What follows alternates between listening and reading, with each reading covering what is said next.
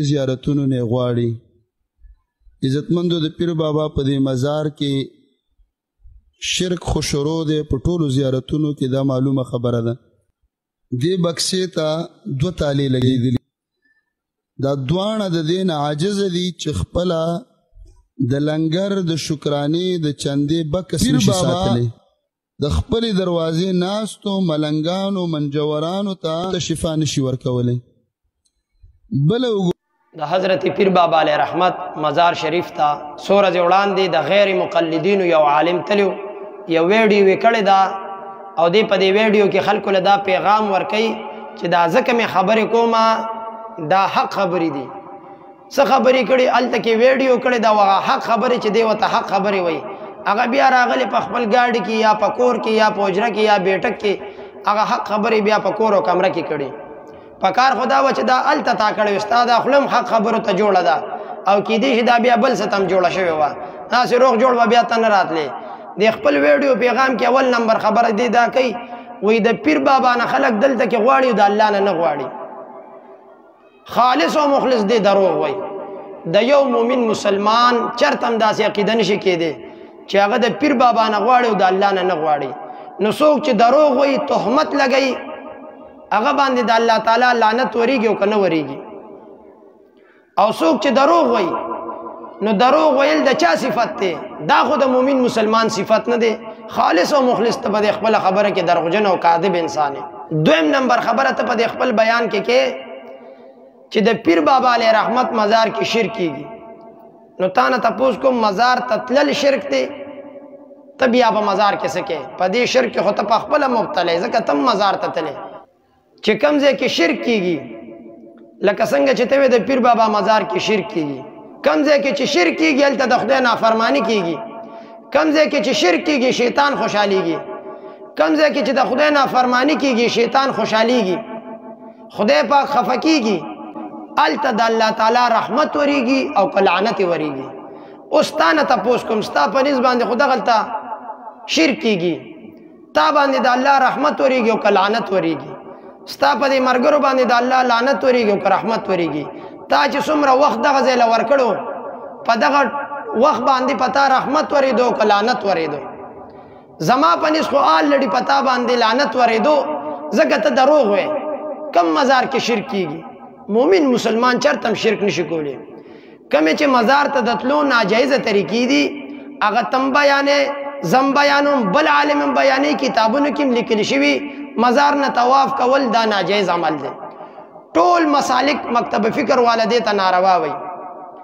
مزار ته سجده کول هر مومن مسلمان دې عمل ته ناروا او حرام او ناجایز وي. که په نیت د عبادت څوک قبر ته سجده کوي بیا خو کفر دی، که د تعظیم د وجې څوک سجده کوي بیا حرام دی. او په دې باندې مستقل رسالې امام اهل سنت امام شاه احمد رضا خان کندهاری علیه رحمت فتاوی رضویه کې مستقل رسالې لیکلي. لنډه دا ته په دې خپله خبره کې دروغجن او کاذب انسان یې. پکار تا ته دا وه چې دغلته کې پیر بابا مزار په احاطه کې چې کوم مسجد دی د دغه خطیب او امام سره ملاو شوی او ځان دې پوه کړی وي، بیا دې دا خپله ویډیو کړی وي. دریم نمبر خبره ته دا کې چې د پیر بابا علیه رحمت مزار ته زیاتې زنانه راځي. اول به دې کې د اهل سنتو کتاب کتلیو، د اهل سنتو یو معتمد شخصیت نه به دې تپوس کړو چې مزار ته د زنانو تلل جایز دی او که ناجایز دی. په دې باندې خو مستقل رسالې او بیا بالخصوص امام اهل سنت اعلی حضرت عظیم المرتبت امام شاه احمد رضا خان کندهاری علیه رحمت په دې باندې مستقل رسالې لیکلي چې د زنانو مزار ته تلل ناجایز دي او بیا په دې وخت کې حرام دي. او که ستا په نس باندې دا حق بیانول دي بیا خو تا ته پکار ده چې تاریخ ابن کثیر راوالی د حافظ ابن کثیر سے بو د ابن تیمیہ د جنازې وخت کې ابن تیمیہ د وفات نه پس 15,000 زنانه داغه دیدار لراغلی وي. پکار ده چې ته خو بیا دام بیان کې هلته حق وي او دلته نه وي. مونږ خو چېرته هم ستا د خولې نه دا خبره ونرېده. څلورم نمبر خبره ته په دې خپل پیغام کې دا کې چې د پیر بابا علیه رحمت مزار خپو طرف ته د چاندې بکسه ده، هغې کې خلک چانده اچوي، د پیر بابا په نوم باندې هغې ته 2 تالې دي.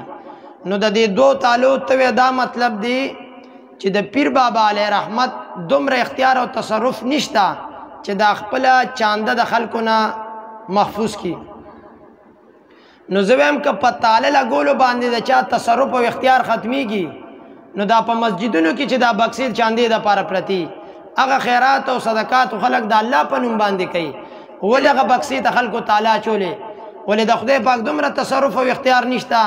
ستا په دفتر کې چې کم د بار نه تا ته دا ریال راځي آل ریال پاټۍ ولا ته چې کم آمدن راځي تاسو چې د خپلو درازونو ته تالی والي ولې په دغه خپلو درازونو باندې ستاسو تصرف او اختیار نشته تاسو ولې تالی اچولي تاله ځکه اچولې ده چې دغه ستا غونته یو کم سوچ والا خلک هزار ته راشي نو هغې بیا دغلته دعا نه کوي دغلته تلاوت نه کوي دغلته ذکر و اذکار نه کوي هغه ستا غونته د غل په شان راځي لکه څنګه چې تا ویډیو کړی او د غل غونته د خبرې په کور کې کړي دکه شان هغه په دې نیت باندې راځي چې موږ دلته نه پیسې پټې کړو ستا دپاره ورته دا ډبل تالی لګولي.